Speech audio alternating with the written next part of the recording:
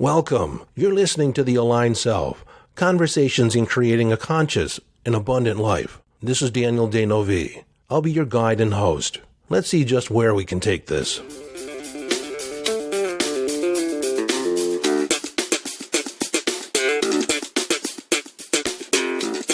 Hello, friend, and welcome back to the conversation. I thought I would do a short series of episodes around motivation, why we do the things we do. And so in this episode, I want you to ask the question, why do you have the goals that you've set for yourself? What do you hope to achieve? Are you on a pathway or a road to success? And when you arrive at this destination of success, what will it mean about you?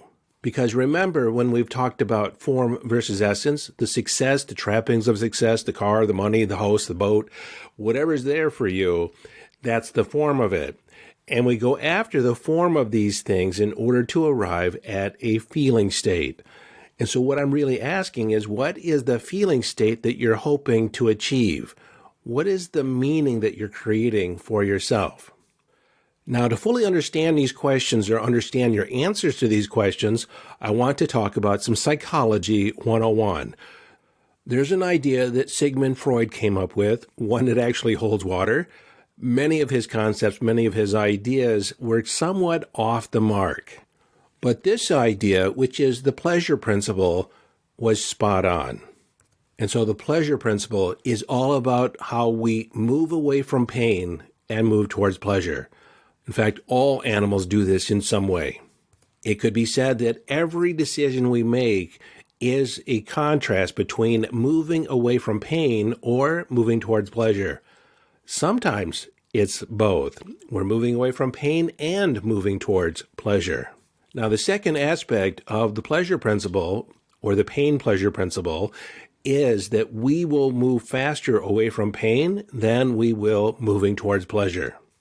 You see, on an other than conscious level, we associate pain with the possibility of not surviving.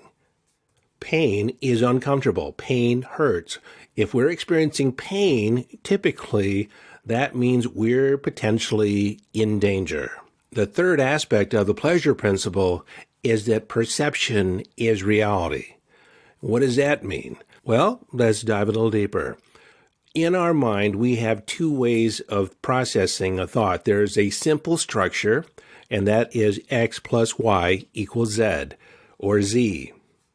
And then there's a complex structure where x plus y divided by a over b, and then multiplied by a factor of 2 equals z.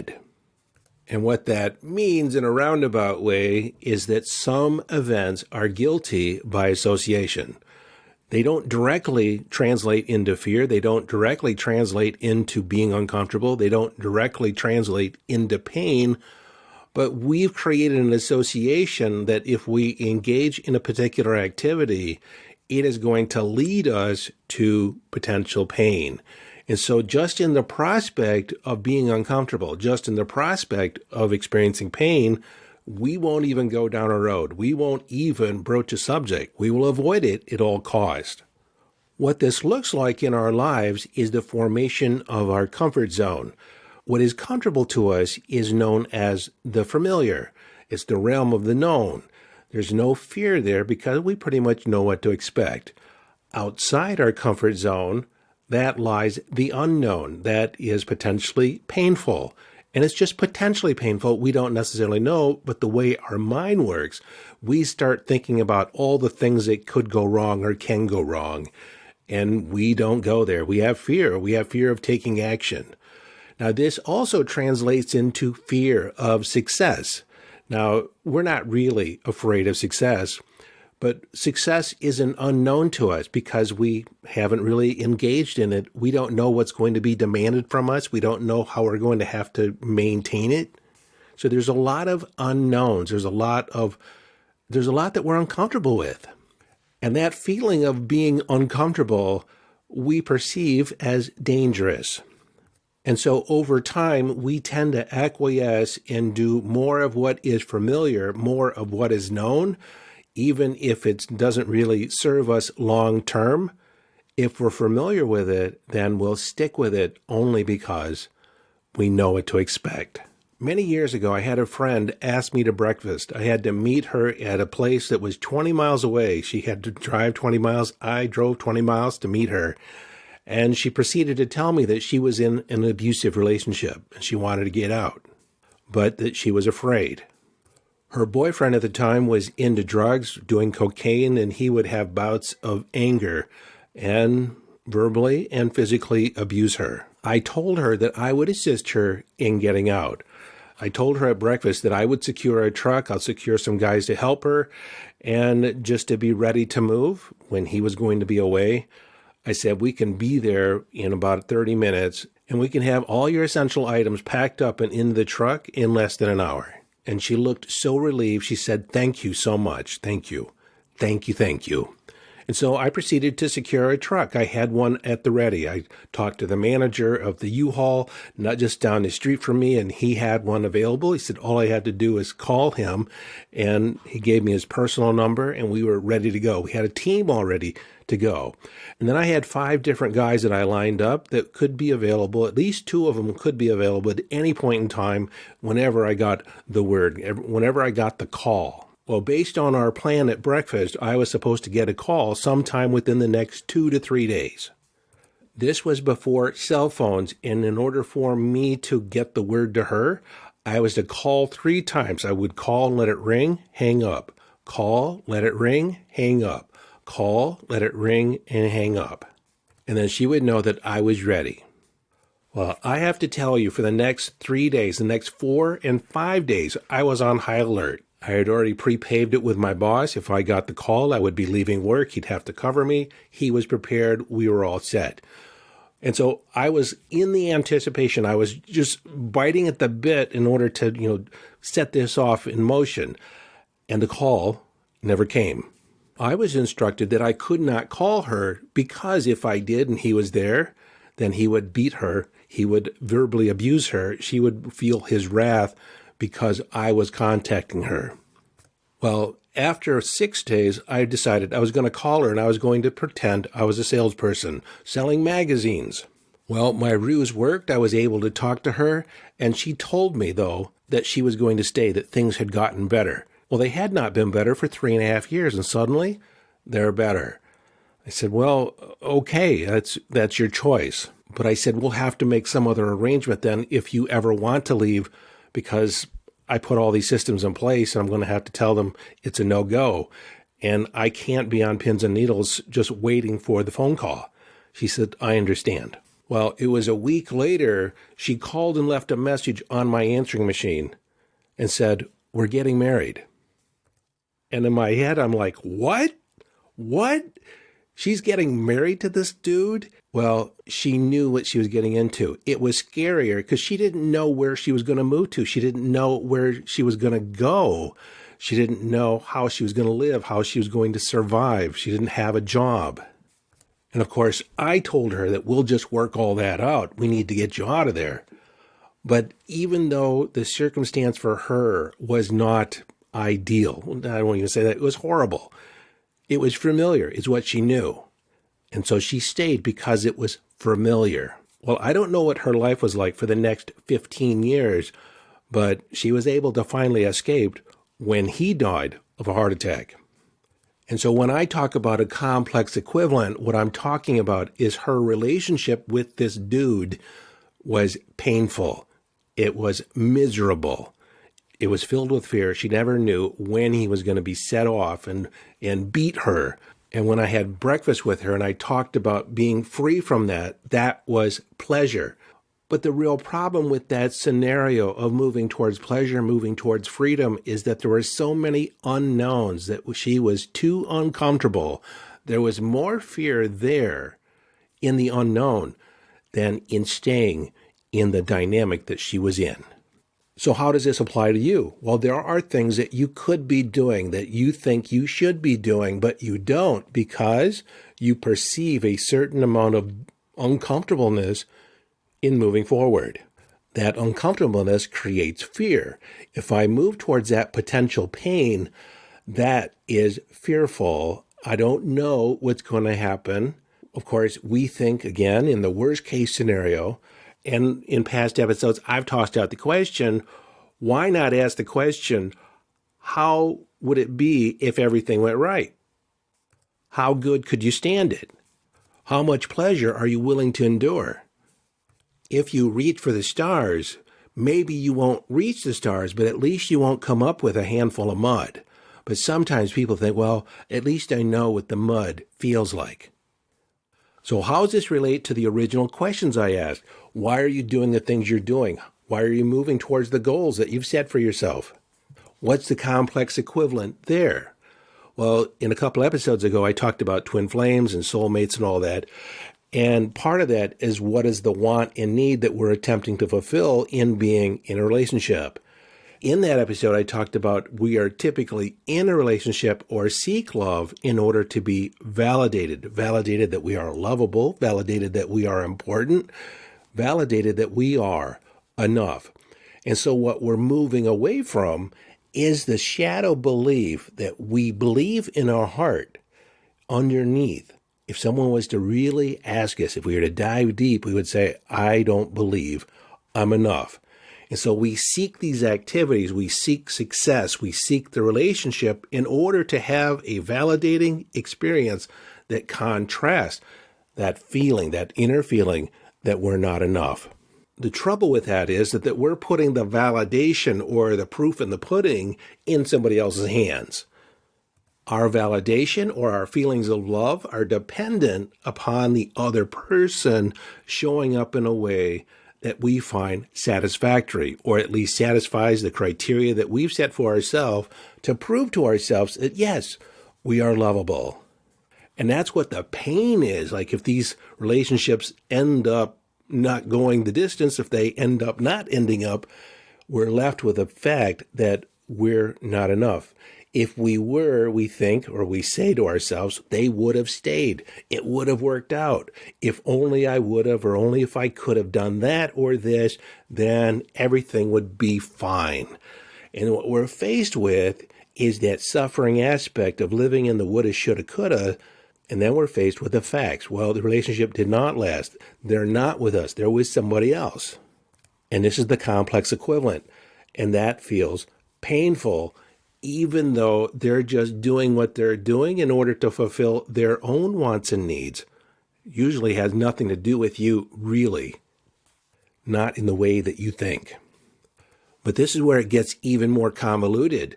If we're in that relationship and there's the prospect, if we're honest, if the prospect, if we have any conflict, that they might leave us. And so there's that fear that they're going to leave. I'm not enough. And that is a pervasive fear. It's an insecurity that's going to, I guess, fester underneath the surface. As I said in that earlier episode, I spent many, many years seeking outside validation, seeking validation in others, other women, other relationships, that I was enough, that I was lovable. It wasn't until I arrived at my own set of criteria for myself and my own inner knowing that I was enough. When I showed up in a relationship, I could list the things I bring to the equation. What is the benefit of being in relationship with me?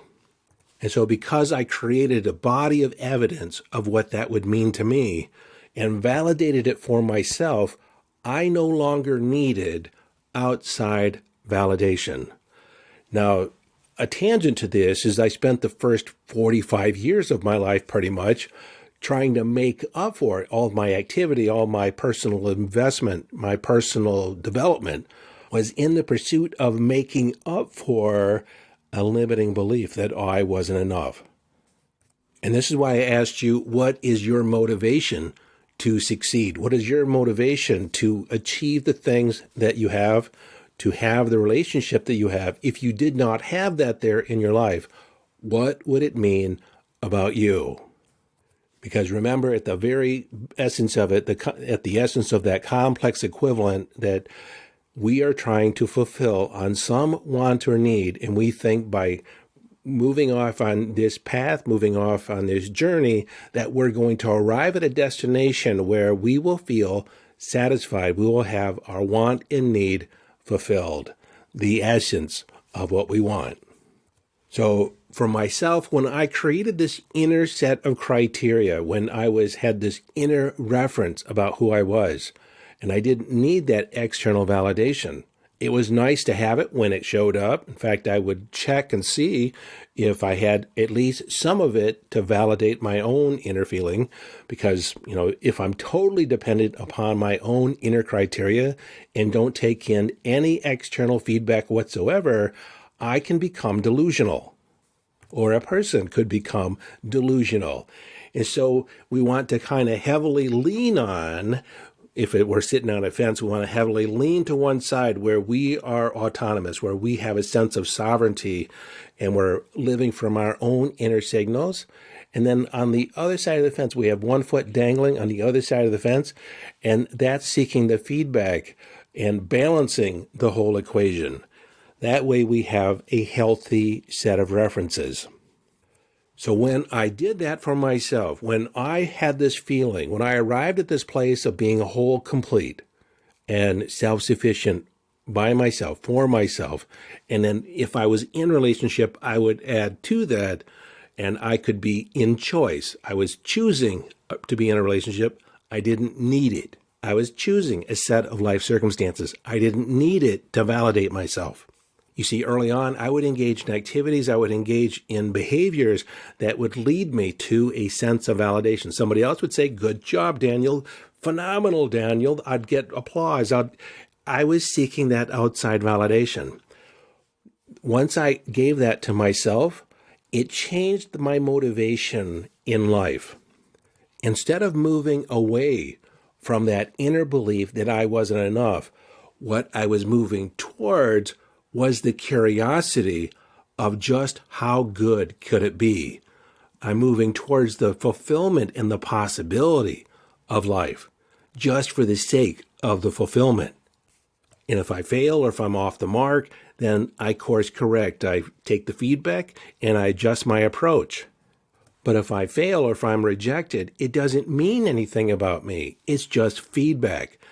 And you've heard me say this before, there is no such thing as failure, only feedback, because we're in this long game.